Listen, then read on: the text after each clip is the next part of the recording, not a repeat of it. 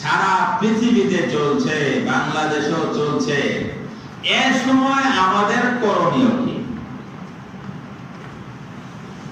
সব সময় কিছু করণীয় আছে না? এই সময় আমাদের করণীয় কি? আমাদের প্রথমে যেতে হবে, যেটা কোত্থেকে আসে, এই যে করোনা, কেনই সেটাকে রোধ করতে পারতেছে না, খালি শুধু বলে যে একজন থেকে আরেকজন আলাদা থাকো, সামাজিক দূরত্ব বজায় রাখো। এটা আসার জায়গা কোনটা? ইচ্ছা করলে আমরা ফিরিয়ে রাখতে পারো। আল্লাহ তাআলা কোরআনে কারীমে সূরা ইউনূসে বলছেন, ওয়া ইয়ামসাসকাল্লাহু বিদুররিন ফালা কাশিফা লাহু ইল্লা হু। আল্লাহ রাব্বুল আলামিন যদি তোমার কোনো ক্ষতি সাধন করতে চায়, ফালা কাশিফা লাহু, তাহলে এই ক্ষতি, এই মুসিবত কেন দূর করতে পারবে না? ইল্লাহু, আল্লাহ ছাড়া। আল্লাহ যদি কোনো বিপদ দেয়, আল্লাহ তাআলা যদি কোনো মুসিবত দেয়, তাহলে আল্লাহ ছাড়া কেউ দূর করতে পারবে না? কেউ পারবে না। ফালা কাশিফা লাহু ইল্লাহু, আল্লাহ ছাড়া সেই মুসিবত, সেই বিপদ কেউ দূর করতে পারবে না। ওয়া ইউরিদকা বিখাইরিন ফালা রাদ।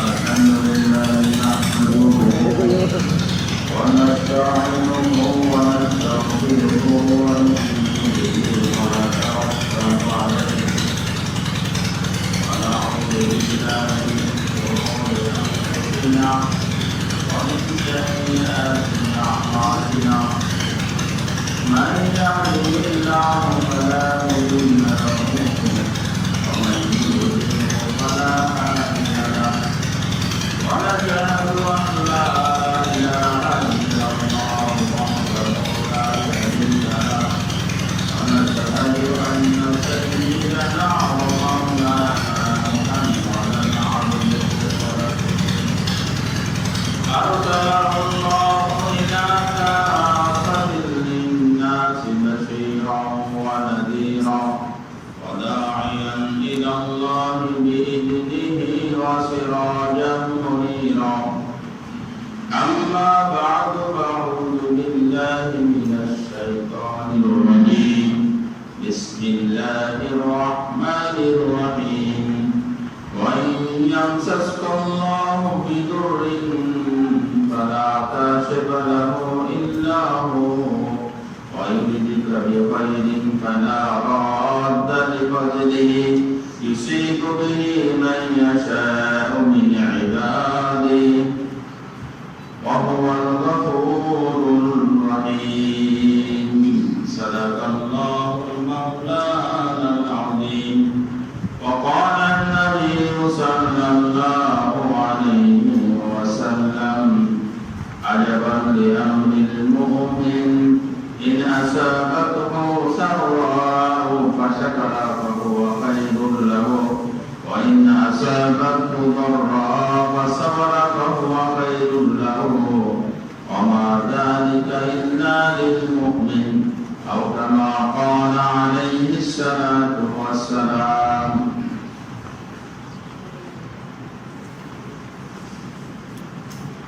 محترم মুসলিয়ান کرام और برادران ইসলাম, আজ জিলকদ মাসের মনে হয় 20 তারিখ। এই মাসের 10 দিন আর জিলকদের 10 দিন, মোট কত দিন? 20 দিন রয়েছে আমাদের ঈদুল আযহা, কুরবানি ঈদ। আজকে জুলাইয়ের 2 তারিখ, সেই হিসাবে 21 তারিখ বা 22 তারিখ কোরবানির ঈদ হবে। আমরা ঈদুল আজহার পূর্বে দুইটা জুমা পাবো। যদি 21 তারিখে ঈদ হয়, বুধবার দিন হবে, 22 তারিখে ঈদ হইলে বৃহস্পতিবার হবে। আজ একটা জুমা, পরের আরো দুইটা জুমা পাওয়া যাবে।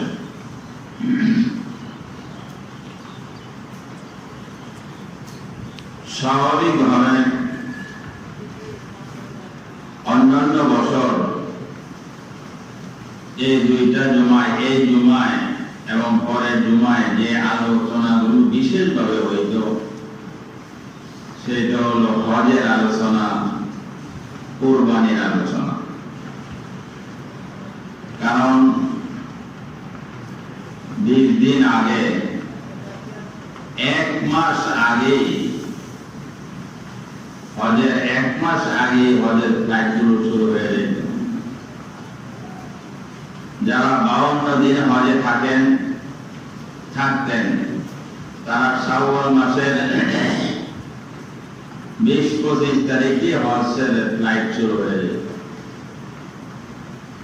যখন হজের ফ্লাইট শুরু হয়ে যেত, তখন হজের আলোচনাই মসজিদের ইমাম সাহেবরা করতেন। কারণ হজের মাস যখন আসে, তখন প্রত্যেকটা মুমিনের, মুসলমানের অন্তরে একটা নাড়া দেয়, আমি যদি হজে যাইতে পারতাম। যারা হজের নিয়ত করেছেন তারাও বেকুল অবস্থায় থাকেন, কোন সময় ফ্লাইট পাবে, কোন সময় যাবেন। শাওয়াল মাস, জিলকদ মাস, জিলহজ মাস, এই 3 মাস হল আশহুরুল হজ বলা হয়, হজের মাস। সেগুলো আলী জাকারিয়া রহমাতুল্লাহ আলাইহি একটি শের উল্লেখ করেছেন, হজ के महीने जब जब आए दिल में आग जल जाए तांगर सब जाए मदीना हमको ना ले जाए। हज के महीने जब जब आए दिल में आग जल जाए तांगर सब जाए मदीना हमको ना ले जाए। হজের মাস যখন আসে, তখন অন্তরে আগুন জ্বলে, জ্বালা পোড়া সৃষ্টি হয়। যে আমার হাবিব, আমার নবী মুহাম্মদ রাসূলুল্লাহ সাল্লাল্লাহু আলাইহি ওয়াসাল্লামের রওজা মুবারকে হাজার হাজার মানুষ, লাখো লাখো রাসূল প্রেমিক যাচ্ছে, গিয়ে সালাম দিচ্ছে, আসসালাতু ওয়াসসালামু আলাইকা ইয়া রাসূলুল্লাহ, আসসালাতু ওয়াসসালামু আলাইকা ইয়া হাবিবাল্লাহ, আসসালাতু ওয়াসসালামু আলাইকা ইয়া শাফিউল মুজনিবিন। তারা যাচ্ছে, আমি যেতে পারতেছি না। তাওঙ্গার সব যায় মদিনা। যারা সচ্ছল, যাদেরকে আল্লাহ তাআলা আর্থিক এবিলিটি দিয়েছেন, তারা তো মদিনায় যাচ্ছে, আমি যাইতে পারতেছি না, আফসোস। এই আলোচনা করতেন। আর যারা আল্লাহ করে যাইতেন, লব্বাইক আল্লাহুম্মা লব্বাইক, লব্বাইক লা শারীকা লাক লব্বাইক, ইন্নাল হামদা ওয়ান নি'মাতা লাকা ওয়াল মুলক লা শারীকা লাক। সবাই পড়ি আমরা, আল্লাহ যেন আমাদেরকে তৌফিক দেয়। লব্বাইক আল্লাহুম্মা লব্বাইক, লব্বাইক লা শারীকা লাকা লব্বাইক, ইন্নাল হামদা ওয়ান নি'মাতা লাকা ওয়াল মুলক লা শারীকা লাক। লব্বাইক আল্লাহুম্মা লব্বাইক, লব্বাইক লা শারীকা লাকা লব্বাইক, ইন্নাল হামদা ওয়ান নি'মাতা লাকা ওয়াল মুলক লা শারীকা লাক। এই আওয়াজে, লব্বাইক লব্বাইক আওয়াজে শুধু শুধু মক্কায় নয়, বরং সারা পৃথিবী এই আওয়াজে মুখরিত হইত। কারণ ৬০-৭০ লাখ লোক শুধু মক্কা মদিনা থেকে আসতো না, সেরা Bangladesh, Pakistan, India, America, London, Japan, German সব দেশ দিয়ে হাজী সাহেবরা আসতেন। আর হাজী সাহেবরা তো আসতেনই, প্রত্যেক দেশের মসজিদের ইমাম সাহেবগণ উদ্বুদ্ধ করতেন, সারা পৃথিবীতে লাব্বাইক লাব্বাইক ধ্বনি হয়েছে। কিন্তু আল্লাহ তাআলা জানি না কি মহিমা, এখন আর সেই কোথাও লাব্বাইকের আওয়াজ হয় না। একেবারে সীমিত পরিসরে অল্প কয়েকদিনে হজ ছেড়ে দেয়, সারা পৃথিবীর অন্যান্য জায়গা থেকে আসার কোনো অনুমতি নাই। আল্লাহ নারাজ হয়ে গেছেন সম্ভবত, যার কারণে আমাদেরকে আল্লাহর ঘরে যাইতে দিচ্ছেন না এখন। তো আমি বলতেছিলাম, এক আলোচনা তো হজের আলোচনা হয়ে থাকে, আরেক আলোচনা হয়ে থাকে ইব্রাহিম আলাইহিস সালাতু ওয়াস সালামের আলোচনা, ঈদুল আযহা যে উদ্দেশ্যে সংগঠিত হয়েছে, আরেকটা আলোচনা কুরবানি সম্পর্কে বিভিন্ন আলোচনা। কিন্তু এই সবের মাঝে এমন বিষয় আমাদের মধ্যে চেপে গেছে যে সেটার আলোচনা না করলে নাই হয়। সেটা কি? আমরা জানি আমাদের এই বাংলাদেশের সরকার এক সপ্তাহের জন্য কঠোর লকডাউন, শাটডাউন দিয়েছে, জানা আছে না আমাদের সকলের? একদিক থেকে তো করোনার বৃদ্ধি, আগে শুধু ঢাকা শহরে হইতো, ঢাকা শহর থেকে গ্রামে কোনো মানুষ গেলে তাকে মানুষ ভয় পাইত। এই জন্য ঢাকা শহর থেকে গ্রামে যাওয়া লকডাউন করে নিষেধ করে দিয়েছিল সরকার, কিন্তু এরপরও মানুষ যাওয়া বন্ধ করে নাই। কিন্তু এখন দেখা গেছে ঢাকা শহরের তুলনায় কোন কোন অঞ্চল করোনায় বেশি আক্রান্ত। বর্তমানে বরিশাল জেলা সবচেয়ে বেশি আক্রান্ত, ফার্স্ট ঢাকা শহর ৪ নম্বরে চলে আসছে। আঞ্চলিক শহরগুলো, জেলাগুলো ফার্স্ট হয়ে যাচ্ছে। আগে বলা হইতো ইন্ডিয়ার থেকে যেহেতু আসতেছে, ইন্ডিয়ার বর্ডার যেখানে যেখানে লাগা আছে ওই এলাকাকে বর্ডার ক্রস করা মানা করে দাও, এবং ওই এলাকার মানুষ যেন ঢাকা শহরে না আসতে পারে। তাই খুলনা, যশোর, দিনাজপুর এই সমস্ত বর্ডারগুলো বন্ধ করে দেওয়া হয়েছে। আমি জানি না বরিশালও ইন্ডিয়ার কোন বর্ডারে পড়ছে কিনা, কিছুটা পড়ছে নাকি, বেশি না। বাগেরহাট, তো বাগেরহাট তো আলাদা জেলা, তো বাগেরহাট আলাদা জেলা, বরিশাল আলাদা জেলা। বাগেরহাটের ১ নম্বর হওয়ার কথা, বরিশাল তো ১ নম্বর হওয়ার কথা। বোঝা যায় ১ নম্বর হওয়ার জন্য কোন বর্ডার এলাকা লাগে না। আল্লাহ যেটা ১ নম্বর করে হবে সেটা কি হয়ে যাবে? ১ নম্বর হয়ে যাবে। একদিক দিয়ে করোনার বৃদ্ধি, আগে যে সময় চরম পর্যায়ে করোনা হয়েছিল ওই সময়কার তুলনায় ওই সময় ১০০ চেয়ে বেশি ডেলি মারা যেত না। গতকাল ১৪৩ জন মারা গেছে। তাহলে একদিক দিয়ে করোনার বৃদ্ধি, দ্বিতীয় দিকে সরকার সেটাকে রোধ করার জন্য জাহিরি ভাবে একটা কারণই দেখে, যেহেতু এটা ছোঁয়াছুঁয়ি রোগ, একজন থেকে আরেকজনের মধ্যে সে ট্রান্সফার হয় বিজ্ঞানী দৃষ্টিকোণ থেকে। এই জন্য যেন মানুষ এক জায়গায় থাকে, অন্যত্র যেন না যায়, এই জন্য লকডাউনের উপরে কি দিছে? এখন শাটডাউন দিছে।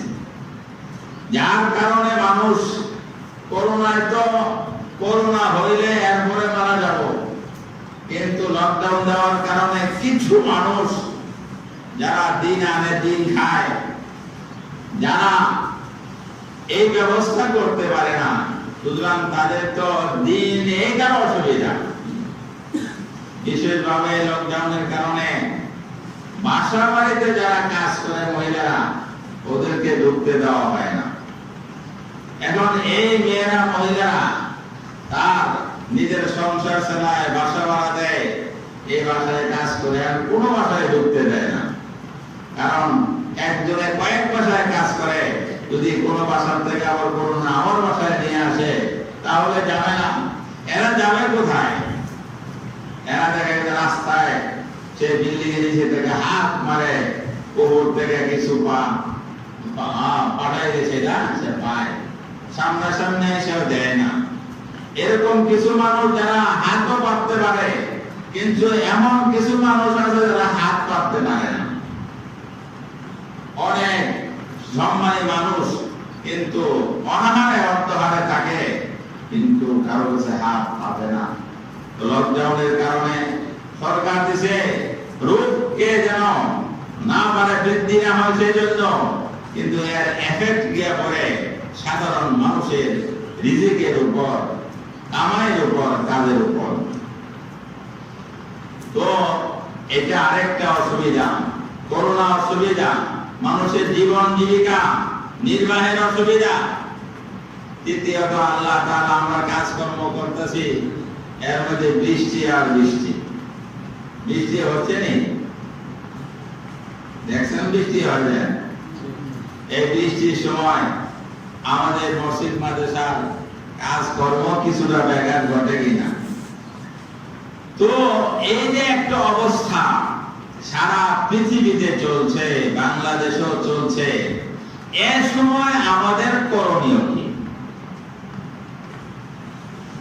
সব সময় কিছু করণীয় আছে না? এই সময় আমাদের করণীয় কি? আমাদের প্রথমে যেতে হবে, যেটা করতে গিয়ে আছে, এই যে করোনা, কেউই সেটাকে রোধ করতে পারতেছে না, খালি শুধু বলে যে একজন থেকে আরেকজন আলাদা থাকো, সামাজিক দূরত্ব বজায় রাখো। এটা আসার জায়গা কোনটা? ইচ্ছা করলে আমরা ফিরায় রাখতে পারবো। আল্লাহ তাআলা কোরআনে কারীমে সূরা ইউনূসে বলছেন, ওয়া ইয়ামসাসকাল্লাহু বিদুররিন ফালা কাশিফা লাহু ইল্লা হু। আল্লাহ রাব্বুল আলামিন যদি তোমার কোনো ক্ষতি সাধন করতে চায়, ফালা কাশিফা লাহু, তাহলে এই ক্ষতি, এই মুসিবত কেউ দূর করতে পারবে না ইল্লাহু, আল্লাহ ছাড়া। আল্লাহ যদি কোনো বিপদ দেয়, আল্লাহ তাআলা যদি কোনো মুসিবত দেয়, তাহলে আল্লাহ ছাড়া কেউ দূর করতে পারবে না, কেউ পারবে না। ফালা কাশিফা লাহু ইল্লাহু, আল্লাহ ছাড়া সেই মুসিবত, সেই বিপদ কেউ দূর করতে পারবে না। ওয়া ইউরিদকা বিখাইরিন ফালা রাদ্দা লিফাদলিহি। আল্লাহ রাব্বুল আলামিন যদি তোমার কল্যাণ করতে চায়, কারো মঙ্গল করতে চায়, ফালা রাদ্দা লিফাদলিহি, আল্লাহর এই ফজল ও করম, আল্লাহর এই কল্যাণ করা পৃথিবীর কোন মানুষ নাই সেটা রোধ করতে পারে, প্রতিহত করতে পারে। আল্লাহ কারো ভালো চাইলে সেটা তার হবেই হবে, কোনদিন কেউ সেটা বাধা দিয়া তার মঙ্গল দূরে সরাইতে পারবে না। ইউসিবু বিহি মান ইয়াশাউ মিন ইবাদি, আল্লাহ রাব্বুল আলামিন যাকে চান তাকে কল্যাণ দেন, আর যাকে চান তাকে অকল্যাণ দেন।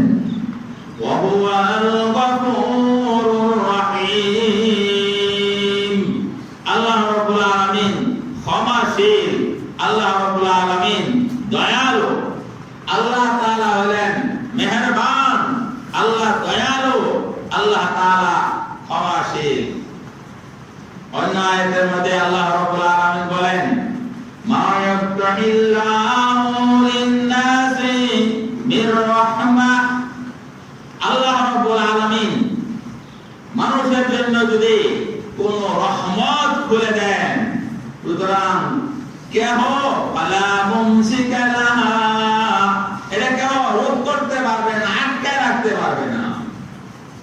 ওয়াইম সিসকা, আর যদি আল্লাহ রাব্বুল আলামিন রহমত কাছ থেকে আটকায় রাখেন, কেহ সেটা বাধা দিয়ে রাখতে পারবে না, সে তাকে রহমত দিতে পারবে না।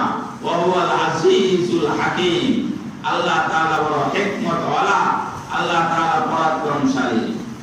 কুল্লান ইউসিবানা ইল্লা মা কাতাবাল্লাহু লানা ওয়া মাওলানা ওয়া আলাল্লাহি ফালইয়াতাওয়াক্কালিল মুমিনুন। কুল্লান ইউসিবানা ইল্লা মা কাতাবাল্লাহু লানা, আল্লাহ রাব্বুল আলামিন ইরশাদ করেন যে লান ইউসিবানা ইল্লা মা কাতাবাল্লাহু লানা, তোমার যে মুসিবত আসে, তোমার যে বিপদ আসে, পেরেশানি আসে, এটা আল্লাহ তোমার জন্য লিখে রাখছেন। ইল্লা মা কাতাবাল্লাহু লানা, যেহেতু আল্লাহর লেখা অনুযায়ী তোমার কাছে আসে, সুতরাং কার উপর ভরসা করো? হুয়া মাওলানা ওয়া আলাল্লাহি ফালইয়াতাওয়াক্কালিল মুমিনুন, আর আল্লাহর উপরে ভরসা করে কে? মুমিন। এই সবগুলো জায়গা কোথা করতে আসে? মুসিবত দেখে, পেরেশানি দেখে, অভাব অনটন দেখে, করুণাকে দেয় আল্লাহই দেয়। তাহলে সেগুলো থেকে মুক্তি পাওয়ার জন্য, নাজাত পাওয়ার জন্য কাকে বলতে হবে? কার কাছে যাইতে হবে? দেখেন দুইটা বিষয় পৃথিবীর মধ্যে, দুই ধরনের মানুষ। এক ধরনের মানুষ হলো আল্লাহকে এক আল্লাহ বিশ্বাস করে, আর বাকিরা বিভিন্ন পার্টি এক আল্লাহ বিশ্বাস করে না। কেউ আল্লাহকে বিশ্বাস করলেও ঈসা আলাইহিস সালাম তার ব্যাপারে বলে, হিন্দুরা বহুত প্রভু মানে, আবার কেউ আল্লাহকে এক মানলেও রাসূলকে শেষ নবী মানে না। অর্থাৎ মুসলমান, অমুসলমান, মুসলমান, মুমিন এবং কাফের। আযাব যখন আসে তখন সবার উপরে আসে। দুইটা বিষয় হয় এখানে। যখন কোন আযাব আসে আল্লাহ তাআলার নাফরমানির কারণে, তখন সকলের জন্যই আযাবগুলো আসে। সবাই আযাবে গ্রেফতার হয়ে যায় এবং মারাও যায়। রাসূল কারীম সাল্লাল্লাহু আলাইহি ওয়াসাল্লাম হযরত আয়েশা সিদ্দিকা রাদিয়াল্লাহু তাআলা আনহা বলছিলেন, কিয়ামতের পূর্বক্ষণে অনেক ভূমিধস হবে, এক বিশাল জায়গা তলিয়ে যাবে মানুষ সহ।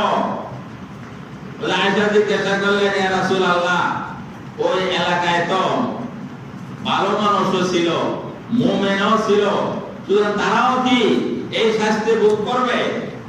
রাসূল কারীম সাল্লাল্লাহু আলাইহি ওয়াসাল্লাম বলেন, হ্যাঁ, এই শাস্তিতে সবাই মারা যাবে, কিন্তু ইউবাসু আলা নিয়াতিহিম, অর্থাৎ আবার যখন পুনরুত্থান হবে, হাসরের ময়দানে উঠানো হবে, তখন মুমিনকে মুমিন হিসাবে উঠানো হবে, আর যারা কাফেরকে কাফের হিসাবে উঠানো হবে। তাহলে আল্লাহর আযাব যখন আসে, আল্লাহর গজব যখন আসে, তখন কিছু মানুষ মারা যায়, সব মুমিনের শাহাদাত হয়ে যায়, আর কাফেরের আরো শাস্তি বেড়ে যায়। আরেকটা নিয়ম আছে আল্লাহ রাব্বুল আলামিনের, যে আল্লাহ তাআলার খাস বান্দাকে আল্লাহ রাব্বুল আলামিন এই বিপদ থেকে মুক্তি দিয়ে দেন। লাখো কোটি মানুষ যদি বিপদগ্রস্ত হয়ে যায়, মারাও যায়, তবে আল্লাহ আল্লাহর বান্দাকে নিরাপদে রাখতে পারে না। কি বলেন, রাখতে পারেন না? হযরত মুসা আলাইহিস সালাম, নূহ আলাইহিস সালামের সময় এক বুড়ি ছিলেন, খুব ধার্মিক। তখন তাকে আগে বলা হয়েছিল যে মানুষ যে কাফের আল্লাহকে মানে না, যে আল্লাহ আযাব দিবেন, সারা প্লাবিত হয়ে যাবে, ঘর বাড়ি সব বেঁচে যাবে। সুতরাং ওই তুমি আমাদের সঙ্গে থাইতো, নৌকা বানানো হচ্ছে, এই নৌকাতে উঠবে। বুড়ি বলছিল যখন প্লাবন শুরু হবে তখন আমাকে একটু খবর দিয়েন, আমাকে একটু কি খবর দেন, আমি যেন উঠতে পারি। কিন্তু যখন প্লাবন আসা শুরু হইল, তার নমুনা ছিল যেখানে আগুন, এখান থেকে সর্বপ্রথম পানি বের হতে শুরু করবে। আগুন আর পানি সম্পর্ক বিরোধ না, সম্পর্ক ভালো কোনটা? বিরোধ না। চুলা হইল আগুনের জায়গা। আল্লাহর কুদরত দেখাইছেন। হযরত মুসা আলাইহিস সালাম নূহ আলাইহিস সালামকে বললেন যে সর্বপ্রথম যখন দেখবা চুলার থেকে আগুন বের হইতেছে আর পানি বের হইতেছে, তখন মনে করো আলো হইতেছে। ঠিক চুলার থেকে পানি বের হইল, উপর থেকে বৃষ্টি পড়লো, প্লাবিত হয়ে গেল সব। নূহ আলাইহিস সালাম কে আল্লাহ তাআলা বলছিলেন তুমি এবং তোমার আহাল যারা, তাদেরকে নিয়ে নৌকায় উঠবা। সবাই নৌকায় উঠে গেল। এখন যখন আবার আল্লাহ রাব্বুল আলামিনের যারা নাফরমান ছিল সব নিঃস্ব হয়ে গেল, সব দুনিয়া থেকে চলে গেল। যখন নৌকা যদি পাহাড়ে ঠেকলো, তখন নূহ আলাইহিস সালামের মনে হইল আরে ওই যে বুড়ি ছিল, এই বুড়ি তো আমাকে বলছিল তাকে স্মরণ করায় দিতে, কিন্তু আমি তো ভুলে গেছি। সে কি আছে কিনা দেখি, ওর বাড়িতে গিয়ে দেখি। তো ওই বাড়িতে যাওয়ার পর এই বুড়ি আল্লাহ আল্লাহ করতেছিল, কে দেখে আল্লাহ আল্লাহ করতেছে। হযরত নূহ আলাইহিস সালামকে দেখা সে একদম দাঁড়ায় গেছে, আযাব কে আসতেছে, পানি উঠতেছে, পানি উঠতেছে। আল্লাহু আকবার। তো নূহ আলাইহিস সালাম বললেন কি বলো, আল্লাহর শাস্তি তো চলে আসে, সারা বিশ্ব প্লাবিত হয়ে গেছে, দীর্ঘদিন এই অবস্থায় ছিল। আমরা তো আল্লাহ তাআলা আবার পানি নিয়ে গেছেন, আবার আমরা জমিনে আসি, তোমার কিছু হয় নাই? সেই মহিলা বললেন আমি তো টেরই পাইনি, আমি তো জানি না এরকম আযাব যে আসছিল। তাহলে সারা বিশ্ব প্লাবিত হয়ে গেছে। আল্লাহ ওই বুড়ি মারে, ওই বুড়িকে তার বাড়িতে হেফাজত করছেন কিনা? হেফাজত করেন নাই। তাহলে হাজারো বিপদের মধ্যে, হাজারো মহামারীর মধ্যে, হাজারো গজবের মধ্যে আল্লাহ তার প্রিয় বান্দাকে হেফাজত করতে পারেন কিনা? তার নজির না। এটা ওই বুড়ির ব্যাপার। কিন্তু ওই যে নৌকার মধ্যে যারা উঠছেন, সারা বিশ্ব যখন প্লাবিত আর ঢেউ যখন চলতো, তাহলে এখন তো বঙ্গোপসাগরের যে ঢেউ, এর চেয়ে বড় ঢেউ ছিল না। কিন্তু ওই নৌকার মধ্যে 80 জন মানুষ ছিলেন। ওই নৌকা তো আর ডুবে যায় নাই।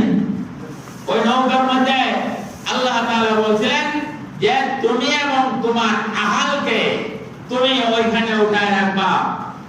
কিন্তু সবাইকে উঠাইলো, আর কেন সে ছাত্রায়া পাহাড়ের চূড়ায় উঠবে কথা বলে চলে গেল। নিজের সন্তান ডুবে যাচ্ছে।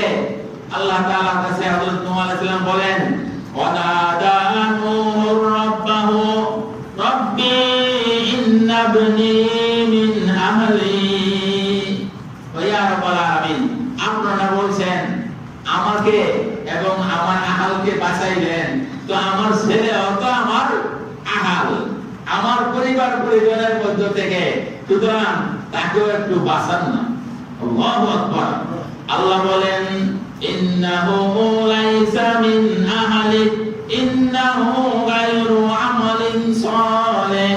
হে নূহ, তুমি জানো না তোমার ছেলে তোমার আহাল না, তোমার ছেলে তোমার আহাল না।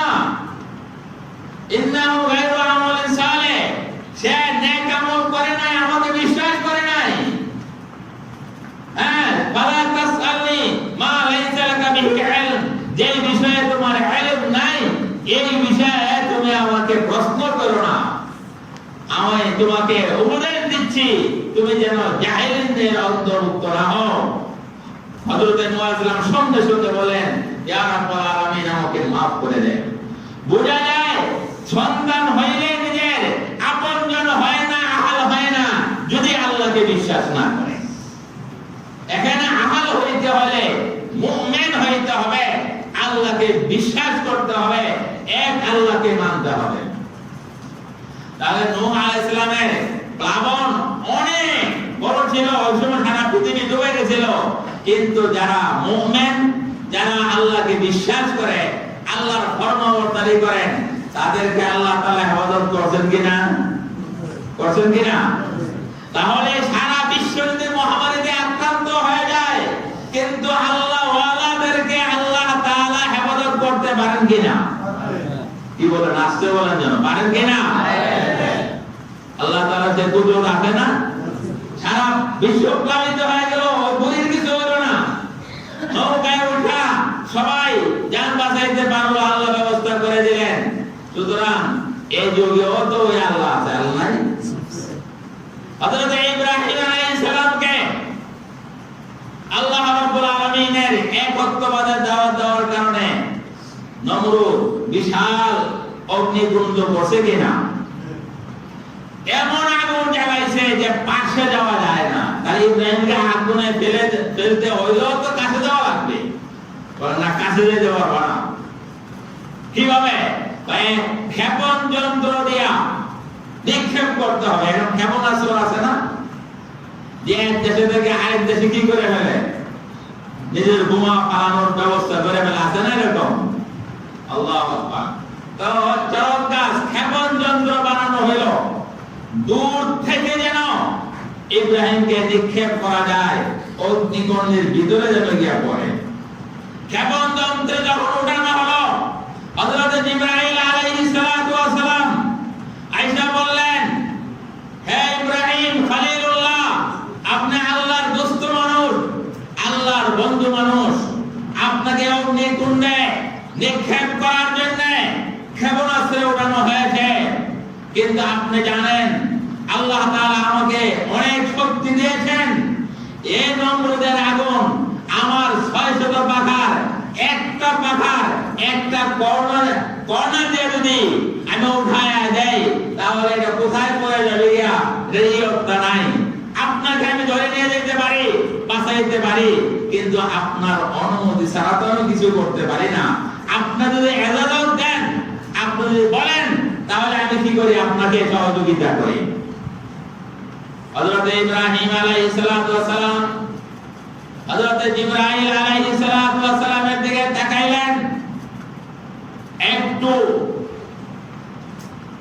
অত্যন্ত কঠিন দৃষ্টি দিয়ে বললেন, হে জিবরাইল আলাইহিস সালাতু ওয়াস সালাম, আপনি এখান থেকে সরেন। আমাকে আগুনে কেন ফেলা হচ্ছে?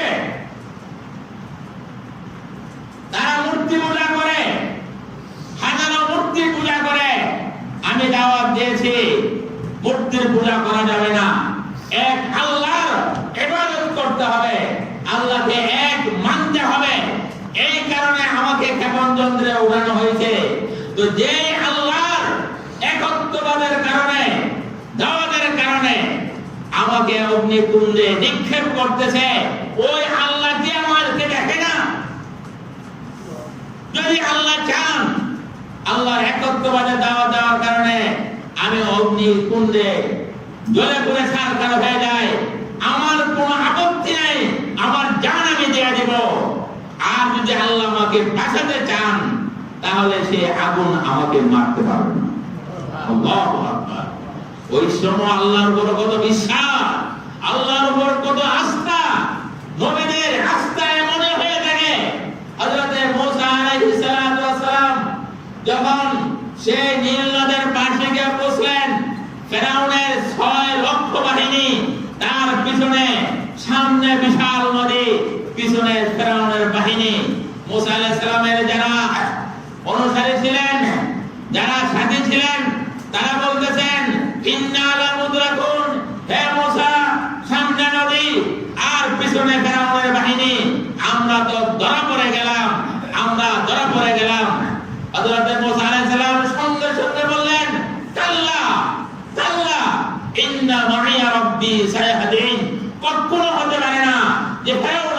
ধরতে পারবে ইন্না রাব্বি সায়াহদিন ইন্না মাইয়া রাব্বি সায়াহদিন আল্লাহ আমাদের সঙ্গে আছে।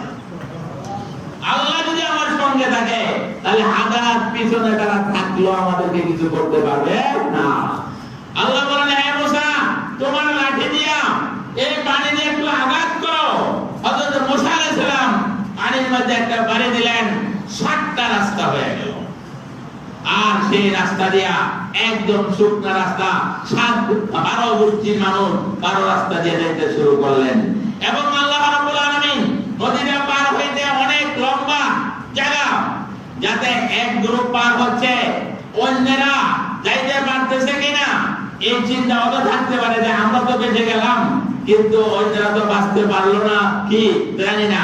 এই জন্য আল্লাহ তাআলা প্রত্যেকটা রাস্তার মধ্যে আবার এই পানির ভেতর দিয়ে ছিদ্র করে জানালা দিয়ে দিয়েছেন। আল্লাহু আকবার। যারা 1 নম্বর রাস্তা দিয়ে যায় সব রাস্তা দেখতেছে যে তারাও যাচ্ছে। আল্লাহু আকবার। নবীর বিশ্বাস যেমন হয়, হযরত ইব্রাহিম আলাইহিস সালাতু ওয়াস সালামকে যখন সেখানে ফেলা হলো তখন নমরুদ খুব আনন্দিত, আমার দুশমনকে মেরে ফেললাম। 40 দিন পরে তার ভক্তদেরকে বলল, দেখো তো আসলে ইব্রাহিমের আলাইহিস সালাতু ওয়াস সালাম কোন শরীরের কোন অংশ থাকার কথা না, এরপর হাড্ডি হুড্ডি আছে কিনা একটু দেখো তো। তার লোকেরা গিয়া আগুন ছড়াইতে শুরু করলো। যখন সামনে অগ্রসর হইতেছিল তখন ভিতর থেকে সুঘ্রাণ আসতেছিল। যেন আরো যখন আগে গেল পরে দেখে ভিতরে সুন্দর ফুলের বাগান, এর থেকে সুঘ্রাণ আসতেছে। আর ইব্রাহিম আলাইহিস সালাম সেই বাগানের মধ্যে আল্লাহ আল্লাহ আল্লাহ আল্লাহ জিকির করতেছে। সবাই অবাক হয়ে গেল, ইব্রাহিম কি মরে নাই? ইব্রাহিম তো আরামে আছে। ইব্রাহিম আলাইহিস সালাম পরবর্তীতে বলছিলেন, পৃথিবীতে যতদিন আমি ছিলাম সবচেয়ে আরামে ছিলাম ওই 40 দিন, যে 40 দিন আমি অগ্নিকুণ্ডে ছিলাম। তাহলে আল্লাহ তাকে বাঁচাইতে চায়, আগুনে বাঁচাইতে পারে না? আগুন কার কথা মানে? আল্লাহু আকবার। ইয়া নারু কুনি বারদান ওয়া সালামান আলা ইব্রাহিম। কেন ওইখানে বেশি শান্তিতে ছিলেন? এই কারণে আল্লাহ তাআলা বলেন, হে আগুন তুমি ঠান্ডা হয়ে যাও। এখন আগুন না জানি বড় হয়ে যায় আবার, তাহলে তো আবার ঠান্ডাও খারাপ। আল্লাহ বলেছেন যে সালামান আলা ইব্রাহিম, ইব্রাহিমের শান্তিতে থাকতে পারে এমন ঠান্ডা হয়, বেশি ঠান্ডা হয় না। নাতিশীতোষ্ণ এয়ার কন্ডিশন বানায় দিতে লাগেন। আল্লাহ যেখানে বলছেন যে শান্তির মতো ঠান্ডা হও, এর চেয়ে শান্তি আর কোন জায়গা হতে পারে? এই জন্য ইব্রাহিম আলাইহিস সালাম ওইখানে আরামে ছিলেন। আমি বলতে চাই, আমরা বাংলাদেশে প্রথমে যে কথা আমি বলছি, সেই বাংলাদেশে মহামারী, করোনার মহামারী, এরপরে সারা পৃথিবীতে করোনার মহামারী। এই সুরতেও যারা আল্লাহ ওয়ালা, যারা আল্লাহকে ভালোবাসেন, তাদেরকে আল্লাহ হেফাজত করতে পারে কিনা? পারে কিনা? ওই আগুন থেকে যদি আরামের জায়গা বানাই দিতে পারেন, নূহ আলাইহিস সালামের নৌকা মানুষকে আরাম দিতে পারেন, ওই নূহ আলাইহিস সালামের উম্মত বুড়িকে নাজাত দিতে পারেন, তাহলে পারেন না? আমাদের সন্দীপের বিশ্বাস উনি ইন্তেকাল করেছেন, শুনছি হাতিয়া ওরা বাড়ি ছিল, তো বিশাল প্রাণ হয়েছে। সবাই ভাবছে যে হুজুরের বাসা বাড়িতে সব নষ্ট হয়ে গেছে, গিয়ে দেখি ওইখানে গিয়ে দেখবে কিছুই হয় নাই। ওনার বাড়ি একেবারে সব যেরকম আগে ছিল সেরকমই আছে। তাহলে আমরা আল্লাহর রহমত, আল্লাহর ভালোবাসা নিরাপদ থাকতে পারবো কখন? যদি আমার ঈমানকে খাঁটি করে, আমার আমলকে সহি করে আমি আল্লাহ ওয়ালা হয়ে যাই, তাহলে আল্লাহ রাব্বুল আলামিন আমারে আপনারা নাজাত দিতে পারেন কিনা? সুতরাং আমরা আল্লাহমুখী হওয়া দরকার নাকি? যাহারাল ফাসাদু ফিল বাররি ওয়াল বাহরি বিমা কাসাবাত আইদিন নাস লিয়ুযীকাহুম বা'দাল্লাযী আমিলু লাআল্লাহুম ইয়ারজিউন। আল্লাহ রাব্বুল আলামিন ইরশাদ করেন, জলে স্থলে বিপর্যয় ঘটে, কোন সময় বন্যার নামে, কোন সময় দুর্ভিক্ষ, কোন সময় করোনা, কোন সময় তুফান, সাইক্লোন, সুনামি বিভিন্ন ভাবে আসে। কেন? লিউযীকাহুম বা'দাল্লাযী আমিলু, যে নাফরমানি করছো এর কিছুটা শাস্তি আস্বাদন করার জন্য, লাআল্লাহুম ইয়ারজিউন, যেন মানুষ আল্লাহ থেকে দূরে সরে গেছিল আল্লাহর দিকে যেন দাবিত হয়ে যায়। আল্লাহর দিকে দাবিত হবে কারা? যাদেরকে আল্লাহ ভালোবাসেন তারা।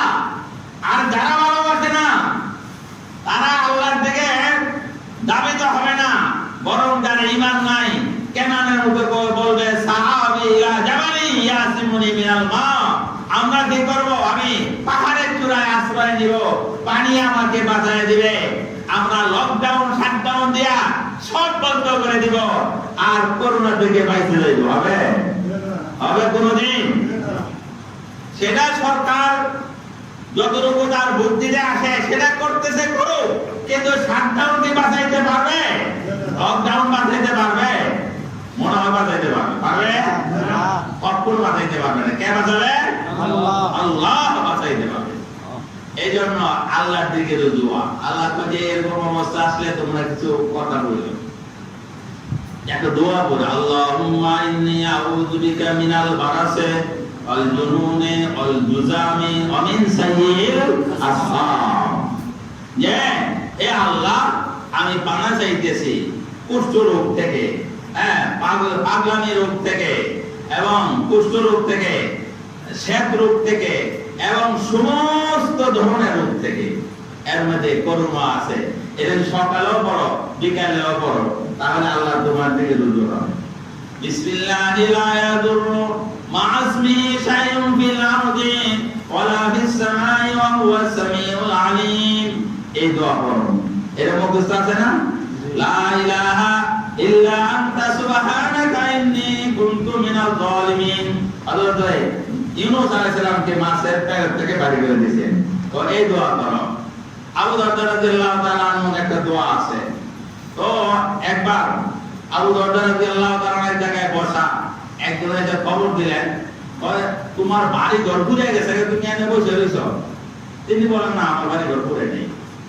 আরেকজনে বলতে, আরে ভাই, আপনি এখানে বসে, আপনার এলাকা পুরো পুড়ে গেছে, আপনার বাড়ি ঘর পুড়ে গেছে। উনি বলেন, না, আমার বাড়ি ঘর পুড়ে নেই। আরেকজনে এসে খবর দিয়েছিল, আপনি এখানে বসা, আপনার তো সব শেষ, কারণ আমার বাড়ি ঘর পুড়ে নেই।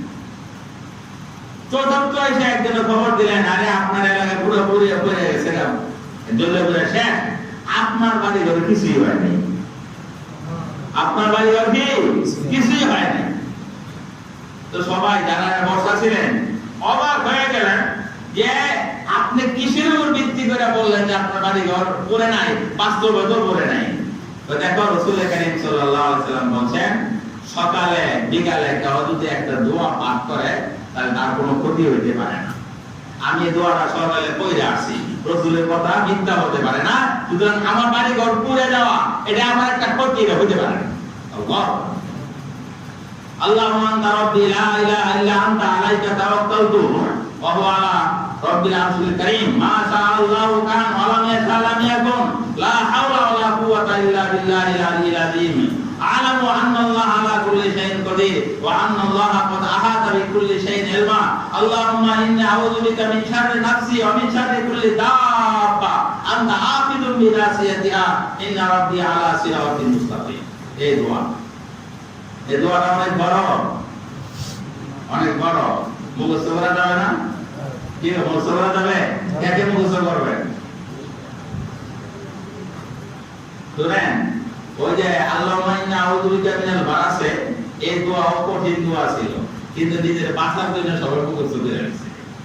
ঠিক এই দোয়া যদি এমন হয় যে আমার কোনো ক্ষতি হবে না, এই দোয়া পড়লে তো প্রত্যেক দিন যদি আমরা এই দোয়া পড়ি, আল্লাহ আমাদেরকে হেফাজত করে নেবেন। আমাদেরকে আল্লাহ তো সুরত দিয়েছে, সুতরাং এই চারটা দোয়া, একটা দোয়া হলো আল্লাহুম্মা ইন্নী আউযু বিকা মিনাল গরাস, দ্বিতীয় নম্বর দোয়া হলো লা ইলাহা ইল্লা আনতা সুবহানাকা ইন্নী কুনতু মিনাজ জালিমিন, তিন নম্বর বিসমিল্লাহ লা ইয়াদুররু মা ইসমি শাইউন ফিল আরদি ওয়া লা ফিস সামা, আর চার নম্বর আবু দারদা রাদিয়াল্লাহু তাআলার দোয়া। কিন্তু এত সহজভাবে করে বলে দিছি, মুখস্থ নাই অনেকেরই, দুই একজন আমার অফিসে নাই বলে লিখে দেন, যাই হোক জানেন কেন দেন, অনেক কেউ রাজি নেই, একে মুখস্থ করবেন, মুখস্থ করবেন কেন এই দোয়াটা?